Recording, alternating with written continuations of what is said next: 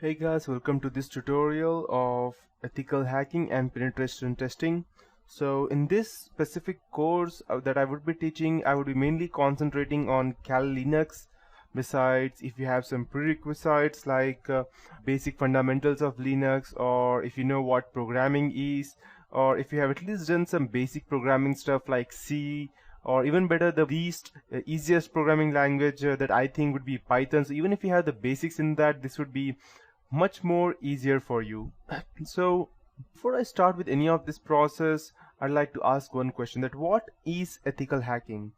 If you are talking about as to getting into someone's or invading someone's privacy, that is not called as ethical hacking. It's just hacking, and hacking can never be ethical.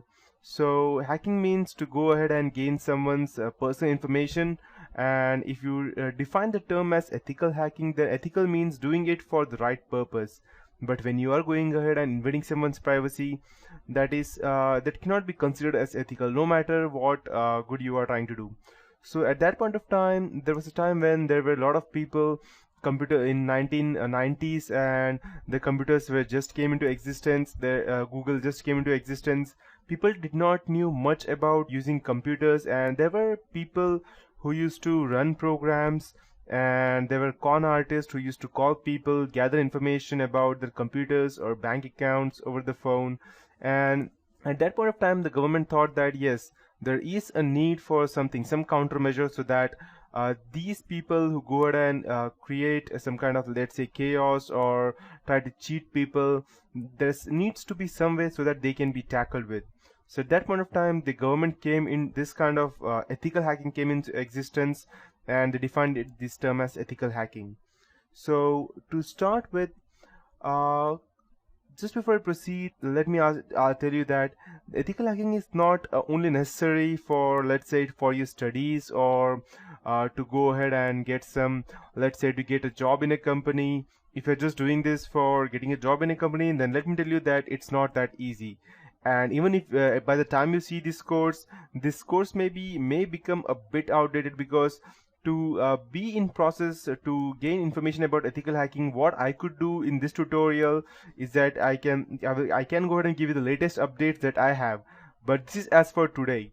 And after 1 week, there may be new updates, there may be more zero-day vulnerabilities, and there may be more different kinds of trojans that I won't be able to secure you from now on.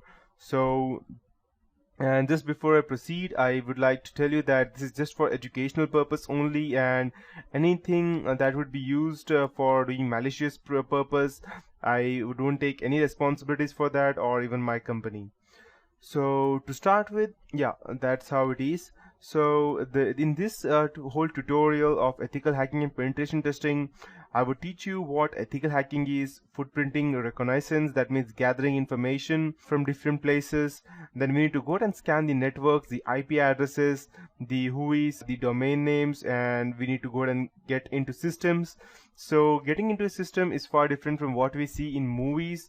It's not like we can just go ahead, and if you see some movies like, let's say, The Matrix, which was very famous, or if you go ahead and see the Hackers movie, or if you see any movie in which they show that okay, this guy is a hacker, so you can see them that they just go ahead, type some random stuff into computers or cell phones, and yes, it is hacked. But no, in reality, that is far away from different. It's not that interesting that you just go and get some terminals like this, the one I have on my screen, and you just go ahead and type in some stuff, and yes, you can go to hack. No, it does not work like that. You need to go ahead and gather information about your specific target, each and everything related, from his personal life to his background, what he did, to his history, what he did, to what he is current, what he likes, what he does not. Yes, because ethical hacking is a term which consists of gathering information and exploiting them on your target.